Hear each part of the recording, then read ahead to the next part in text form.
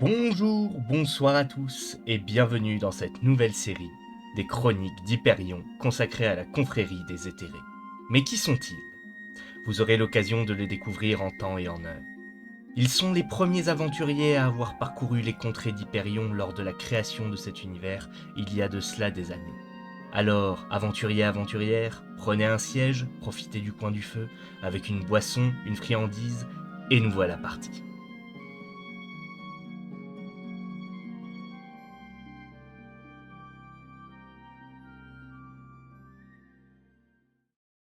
Notre histoire commence dans les contrées sud d'Hyperion, dans la capitale de l'empire de Naboudis, il y a seulement quelques années. Dans un établissement huppé de la haute ville, patientait une femme d'exception. Vêtue d'une robe de mage élégante et raffinée aux couleurs mauve et blanches, Dame Démétria semblait fixer l'entrée des lieux avec insistance. Cela faisait bien 1 heure déjà qu'elle attendait. Intimidée par l'aura de puissance qui se dégageait de cette femme aux longs cheveux bruns qui commençaient à peine à grisonner sous le poids des ans, une jeune servante passait régulièrement remplir sa coupe, aussi discrètement que possible. Démétria fulminait, et tous les habitants des villes savaient combien il ne faisait pas bon rester dans l'entourage des mages bougons, et encore plus lorsque ces derniers servaient à la cour. Mais que font ces aventuriers ? Elle savait pourtant bien que ces derniers n'y étaient probablement pour rien. En effet, à la suite de la disparition d'Athos, la garde de la ville filtrait toute entrée et sortie de la haute ville et du quartier des mages. Elle serait bien descendue dans une des tavernes de la ville basse elle-même, son attirail de mage impérial aurait suffi à décourager les importuns, mais l'impératrice elle-même avait insisté. Elle avait alors prétexté un récital dans cet établissement mondain donné par quelque artiste itinérant pour s'éclipser et engager en secret des aventuriers. C'est après un second sort de dissipation d'ivresse et de longues minutes qu'ils arrivèrent. Escortés par un peloton de gardes au visage tendu par le stress, ces conjurés arrivèrent les uns après les autres sous le regard interloqué de l'assistance. On ne voyait pas souvent d'aventuriers dans la haute ville, encore moins au Passiflore, et surtout des aventuriers de bas niveau. Le premier qui arriva se présenta comme étant Zoldyck Grumbild, un arcaniste nain au corps trapu et robuste, portant une robe de mage abîmée par-dessus des vêtements simples. Il portait un sac de voyage plein à craquer, dont un livre de magie dépassait, et était armé d'un bâton de mage, probablement de seconde main mais de bonne facture, avec des renforts en fer et une gemme conductrice de mana d'un bleu azur sans tache. Il avait l'accent des montagnes du sud et de fort bonnes manières, ce qui surprit agréablement Dame Démétria. Le second à entrer était un paladin de l'église de Tulkas, visiblement de haute naissance, même si son physique massif et brut l'aurait sans aucun doute fait passer pour un paysan en comparaison des aristocrates du sud. Il se présenta comme étant Piotr d'Eisenberg, une famille puissante du royaume du Nord, dont, de mémoire, Démétria se souvint que l'actuel intendant du royaume portait ce patronyme. Piotr était une force de la nature, un grand gaillard d'au moins 30 ans et mesurant à peu près 2 mètres de haut. Il sentait l'huile et le cheval, et son armure de plate semblait pour lui comme une seconde peau. À sa ceinture pendait une épée à la garde simple, mais élégante, et ce qui semblait être un livre de prêche de l'église de Tulkas. Son visage était dur, anguleux, avec des yeux marrons surmontés d'une tignasse brune où çà et là on pouvait voir quelques cheveux blancs, le tout plaqué contre sa tête par le heaume qu'il avait retiré en pénétrant dans le salon.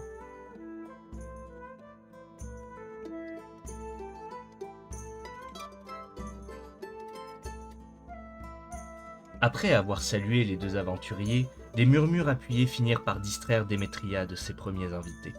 Le troisième aventurier qu'elle avait convié venait de passer la porte.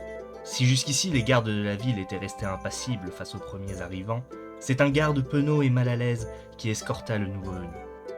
C'était un elfe sylvain au physique élégant et élancé, qui avançait aux côtés du garde. Un carquois et un arc long dans son dos, ainsi qu'un de ses sacs elfiques de voyage, semblaient les seuls bagages de cet aventurier, que Démétria identifia très vite comme un rôdeur pratiquant la magie.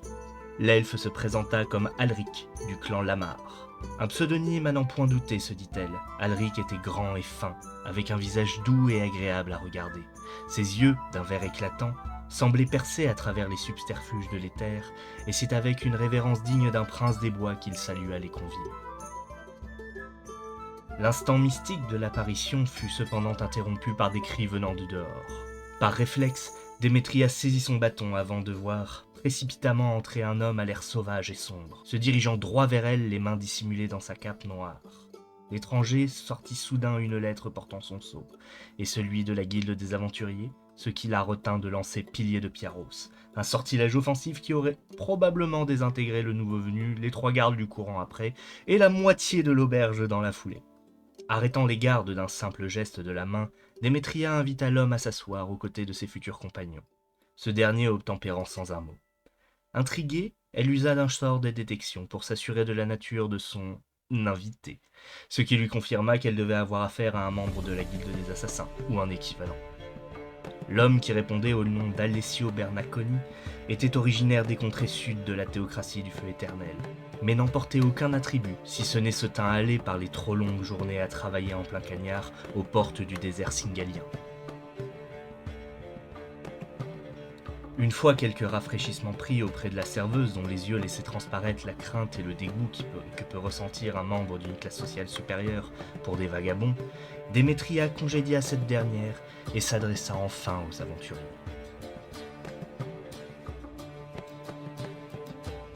Chers aventuriers, merci d'avoir répondu à mon appel aussi rapidement. Je suis Démétria, mage arcaniste de niveau 5 et déléguée à la cour impériale pour tout ce qui touche à la magie. Je suis également l'épouse de l'archimage Athos, actuellement porté disparu comme vous le savez peut-être. N'ayant pas la possibilité, en raison de mon rang, de quitter la ville haute, et la garde s'avérant incapable de retrouver mon époux, je souhaiterais vous confier cette tâche. Avez-vous des indices? Une piste que nous pourrions suivre pour retrouver votre cher disparu? Demanda Elric. En effet, répondit Démétria, un peu troublée par l'émotion causée par la disparition d'Athos. Je sais de source sûre que mon époux n'est plus dans la capitale. L'un de nos amis de longue date, un acolyte de la guilde des mages de la ville d'Auxiliane, affirme qu'un homme a tenté de vendre l'un de ses effets personnels. J'aimerais que vous vous y rendiez et que vous enquêtiez. Auxiliane? Questionna le paladin. Ce n'est pas vraiment la porte à côté, surtout en ce moment où la route de l'Est n'est pas sûre. Rassurez-vous, maître paladin, reprit Démétria. Je peux vous proposer une alternative. Si la route de l'Est vous inquiète, vous pourriez prendre la route du lac Noir, le traverser et suivre la route commerciale du Nord jusqu'à la place forte de Buvran, puis reprendre au sud-est vers Auxiliane. C'est une route moins directe, mais je vous en prie, ne vous attardez pas en chemin, car je crains pour la sécurité de mon époux. C'est entendu, jeune dame, acquiesça Zoldyck avant de l'interroger sur un ton plus subtil. Et concernant la rémunération, vous avez mentionné une somme conséquente. En effet, maître nain, dit-elle avant de jauger chacun des aventuriers présents. Je vous offre un total de 10 000 pièces d'or si vous me ramenez mon époux. 8 000 pièces d'or contre des informations capitales à son sujet si elles sont concluantes. Naturellement, je compte sur votre discrétion. Bien entendu, gente dame, répondit le nain l'air satisfait. En ce cas, si vous êtes tous d'accord, je vous demanderai de bien vouloir signer ce contrat et j'informerai la guilde des aventuriers demain matin après votre départ de la tenue de cet accord, conclut Dame Démétria. À présent, si vous voulez bien m'excuser, je vais devoir me retirer. Après la signature du contrat, la magicienne prit congé de ses commandités, laissant les 4 aventuriers seuls à sa table, sous les regards curieux et désapprobateurs des autres clients et du maître d'établissement. Ressentant la pression des regards, Piotr d'Eisenberg suggéra au groupe de se séparer et de se retrouver le lendemain à la porte nord de la ville.